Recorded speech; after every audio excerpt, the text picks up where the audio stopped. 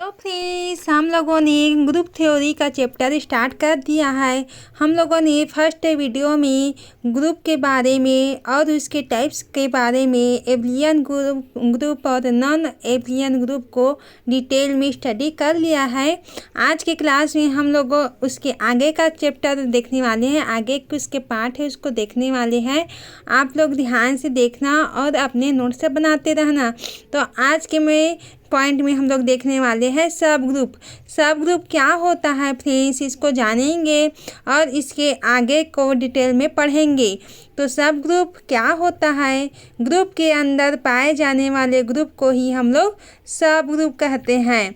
हम लोगों ने फर्स्ट वीडियो में ग्रुप वाले चैप्टर को अच्छे से डिटेल में देख लिया है। अगर आप लोगों ने उसको नहीं देखा होगा तो प्लीज़ जा कर के देख लें, ताकि यह वीडियो आप लोग को इजीली समझ में आ जाए। तो ग्रुप के अंदर पाए जाने वाले जो ग्रुप होते हैं उसी को ही हम लोग सब ग्रुप कहते हैं। एलिमेंट के सब सेट को ही हम लोग सब ग्रुप कहते हैं। इसके एग्जांपल में दिया गया है यहाँ पर, जैसे कि अमोनिया में पॉइंट ग्रुप क्या पाया जाता है, C3V। C3V पाया जाता है, इक्वल होता है EC3 प्लस C3 माइनस, और यहाँ पर दिया गया है sigma VXZ, sigma YZ and sigma VXY। तो यहाँ पर सब ग्रुप किसको बोलेंगे हम लोग, ई होता है आइडेंटिकल होता है। तो C3 प्लस और C3 माइनस को हम लोग क्या बोलते हैं, सब ग्रुप बोलते हैं, और इसको हम लोग C3 बोलते हैं। और यहाँ पर sigma XZ and sigma YZ, sigma VXY को सब ग्रुप बोलते हैं, और इसको हम लोग सिग्मा V से इसको डिनोट करते हैं। अब हम लोग देखने वाले हैं मल्टीप्लिकेशन टेबल। मल्टीप्लिकेशन टेबल क्या होता है, आइए जानते हैं। ऐसा एलिमेंट टेबल जिसमें सिमेट्री एलिमेंट को पॉइंट ग्रुप के रिस्पेक्ट में डिफाइन किया जाता है। सिमेट्री एलिमेंट जिसमें प्रेजेंट होता है पॉइंट ग्रुप के रिस्पेक्ट में मल्टीप्लिकेशन टेबल को डिफाइन किया जाता है, तो इसी को ही हम लोग मल्टीप्लिकेशन टेबल कहते हैं। तो H2O का पॉइंट ग्रुप हम लोग जानते हैं C2V होता है, और इसका मल्टीप्लिकेशन टेबल आप लोग टेबल में देख सकते हैं।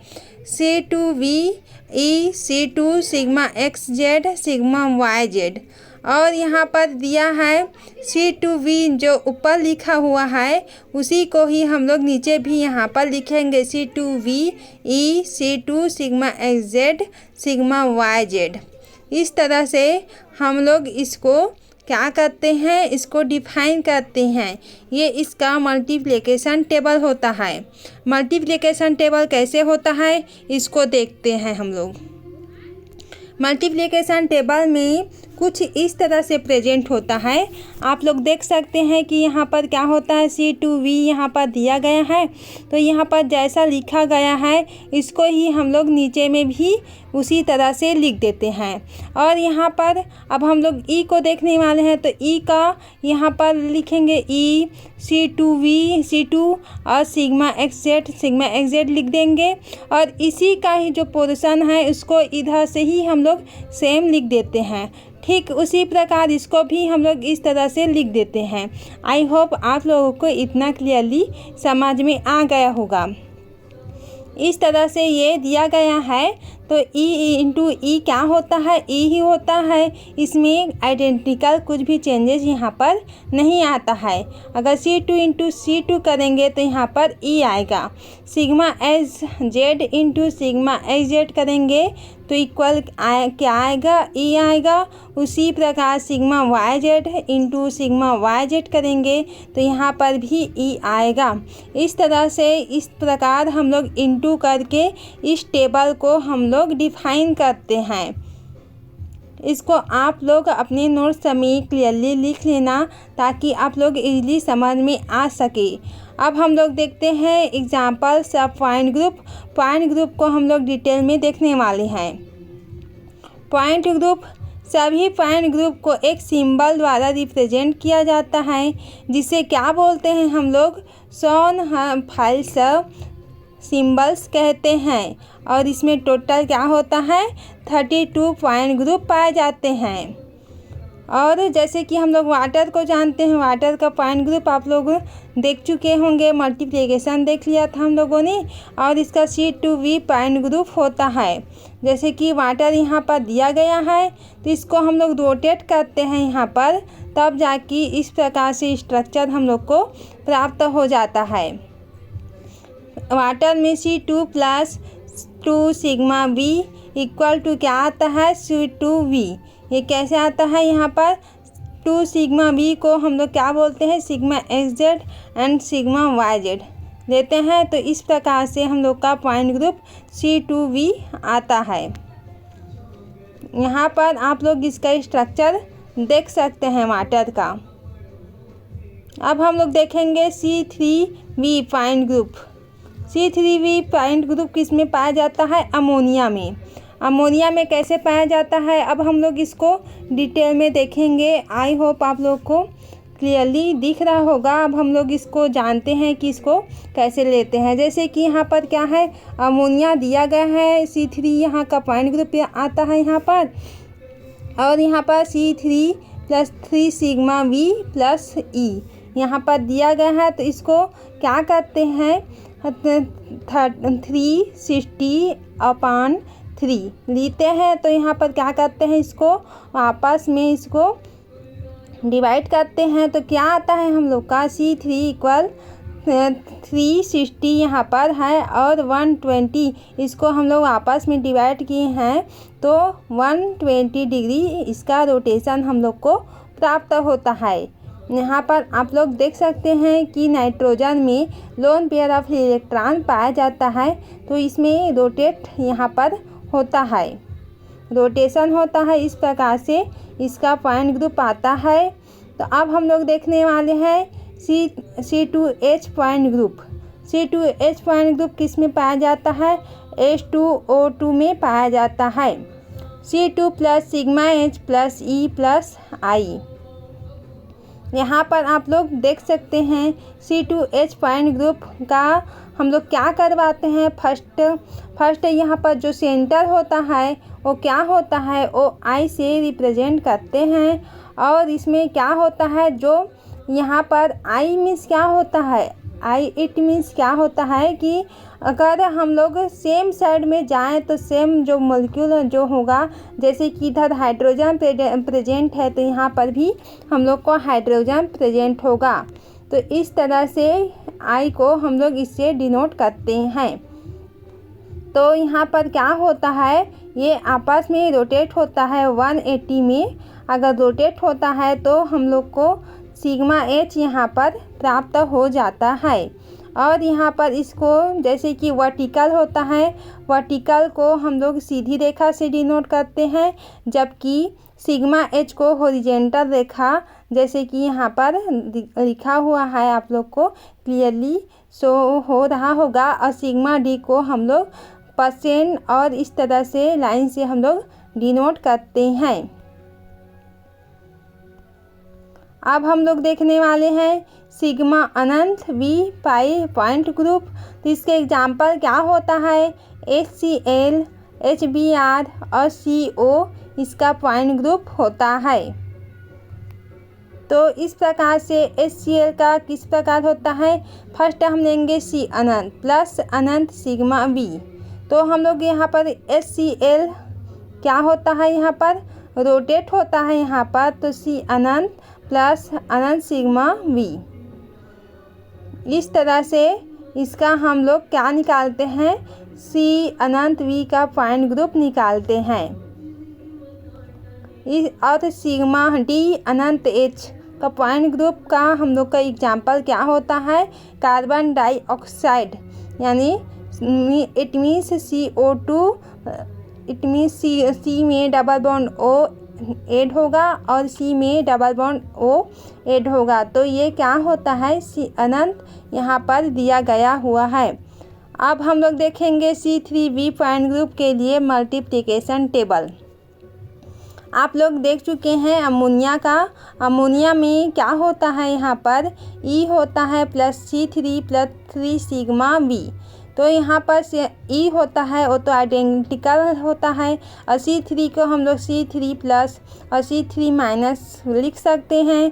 तो इसको हम लोग क्लॉकवाइज रोटेशन करते हैं, और प्लस मीन्स होता है क्लॉकवाइज रोटेशन, और C3 माइनस इट मीन्स होता है एंटी क्लॉकवाइज रोटेशन। तो यहाँ पर क्या होता है 3 सिग्मा V इक्वल क्या होता है सिग्मा V1, सिग्मा V2 और सिग्मा V3। तो यहाँ पर आप लोग देख सकते हैं कि C3 प्लस को H2 और H1 और H3 C3 प्लस मतलब इट मीन्स क्या होता है, इसको हम लोग 3 बार रोटेशन करेंगे तो हम लोगों को H1, H2 और H3 इस प्रकार का स्ट्रक्चर हम लोग को प्राप्त हो जाता है। और इसी प्रकार हम लोग C3 माइनस जो एंटी क्लॉकवाइज रोटेशन होता है उसको हम लोग अगर रोटेशन करवाएंगे H1, H2 और H3 को एंटी क्लॉकवाइज रोटेशन अगर 3 बार हम लोग इसको रोटेशन करवाते हैं तो हम लोगों का यहाँ पर NH इस प्रकार से स्ट्रक्चर हम लोग को इक्वल प्राप्त हो जाता है। फर्स्ट जो स्ट्रक्चर होता है वही हम लोग का लास्ट का स्ट्रक्चर प्राप्त हो जाता है और दोनों सेम होता है। इस तरह सिग्मा V1 को हम लोग इस तरह से डिनोट करते हैं, सिग्मा V2 को इस तरह से हम लोग को प्राप्त होता है और सिग्मा V3 इस तरह से हम लोग को प्राप्त होता है। और इसका मल्टीप्लिकेशन टेबल यहाँ पर दिया गया है, आप लोग नोट कर सकते हैं। अब हम लोग देखेंगे मैट्रिक्स रिप्रेजेंटेशन। मैट्रिक्स रिप्रेजेंटेशन क्या होता है, एक मॉलिक्यूल के पॉइंट ग्रुप में बहुत सारे सिमेट्री एलिमेंट प्रेजेंट होते हैं। पॉइंट ग्रुप हम लोग अच्छे से डिटेल में देख लिया था फ्रेंड्स, आप लोग आई होप वो टॉपिक समझ में आ गया होगा। तो पॉइंट ग्रुप में ही क्या होता है सिमेट्री एलिमेंट प्रेजेंट होता है, एंड जब इन सिमेट्री एलिमेंट में सिमेट्री पोजीशन अप्लाई किया जाता है, यहाँ पर अगर सिमेट्री एलिमेंट में सिमेट्री ऑपरेशन अप्लाई किया जाता है तो मॉलिक्यूल में प्रेजेंट बहुत सारे एटम बहुत सारे डायमेंशन शो करते हैं। यहाँ पर क्या होता है पॉइंट ग्रुप में क्या प्रेजेंट होता है, बहुत सारे सिमेट्री एलिमेंट प्रेजेंट होता है, और यहाँ पर सिमेट्री एलिमेंट में ही क्या प्रेजेंट होता है सिमेट्री ऑपरेशन को यहाँ पर अप्लाई किया जाता है। तो मॉलिक्यूल में प्रेजेंट बहुत सारे जो एटम होते हैं वो अलग अलग डायमेंशन बहुत सारे शो करने लगते हैं। तो यह किस प्रकार से शो करता है उसको देखते हैं। इनको 3D में रिप्रेजेंट करने के लिए वेक्टर अप्लाई किया जाता है। एटम का नंबर बढ़ने से स्टडी करना डिफ़िकल्ट हो जाता है। यहाँ पर क्या होता है अगर डायमेंशन शो करता है बहुत सारे एटम प्रेजेंट होता है तो बहुत सारे डायमेंशन शो करता है। अगर डायमेंशन बहुत सारा होगा तो उसको हम लोग अप्लाई करने में डिफ़िकल्ट होगा, और डिफ़िकल्ट होगा तो अप्लाई भी करने में इसको डिफ़िकल्ट होगा, क्योंकि हम लोग उसको पहचान नहीं पाएंगे कि कौन से एटम का है। एटम का नंबर बढ़ने से इसका क्या होता है स्टडी करना डिफ़िकल्ट हो जाता है। इसलिए हम लोग क्या करते हैं मैट्रिक्स रिप्रेजेंटेशन को इसी कारण यह लाया गया है। अमोनिया का यहाँ पर दिया गया है और यहाँ पर C6H6 और ये इसका एग्जाम्पल है मैट्रिक्स रिप्रेजेंटेशन का। तो यहाँ पर क्या होता है आप लोग देख सकते हैं कि इसमें ऑक्टाहेड्रल प्रेजेंट होता है स्ट्रक्चर। मैट्रिक्स से क्या होता है matrix is a rectangular array of number और symbol of number. Matrix is a mode upon 2 part. क्या होता है मैट्रिक्स रिप्रेजेंटेशन को हम लोग 2 मोड में यहाँ पर 2 पार्ट में डिवाइड करते हैं। फर्स्ट होता है रो, सेकंड होता है कॉलम। रो मीन्स क्या होता है रो जो सीधी रेखा में होता है वो रो होता है, और जो कॉलम होता है आप लोग देख सकते हैं इस तरह से रेखा प्रेजेंट होता है। तो यहाँ पर क्या होता है रो होता है और सीधी लाइन में होता है, और कॉलम क्या होता है जो यहाँ पर दिया गया है आप लोग को। आई होप आप लोग को क्लियरली यहाँ पर दिख रहा होगा। तो क्या होता है यहाँ पर, इसको हम लोग 3 गुना 3, क्योंकि ऊपर में भी हम लोग का 3 है और नीचे में ही जो रो का नंबर है वो भी 3 है, आप लोग को शो हो रहा होगा। और जो कॉलम का नंबर है वो भी 3 है। तो 3 इंटू 3 करेंगे तो यहाँ पर क्या होता है, स्क्वायर मैट्रिक्स यदि नंबर ऑफ कॉलम और नंबर ऑफ रो इक्वल है तो इसको स्क्वायर मैट्रिक्स कहते हैं। इसका आप लोग को समझ में आ रहा होगा कि कॉलम का नंबर जो है वो सेम है और रो का नंबर है सेम है, दोनों में 3 नंबर है, तो ये दोनों इक्वल है, तो ये क्या होता है, ये स्क्वायर मैट्रिक्स कहलाता है। आप लोग को इतना क्लियरली समझ में आ गया होगा। अगर समझ में आ गया है फ्रेंड्स तो आप लोग इसे अच्छे से नोट्स बना लें ताकि और क्लियरली समझ में आ जाए। आज का वीडियो यहीं से एंड करते हैं। धन्यवाद।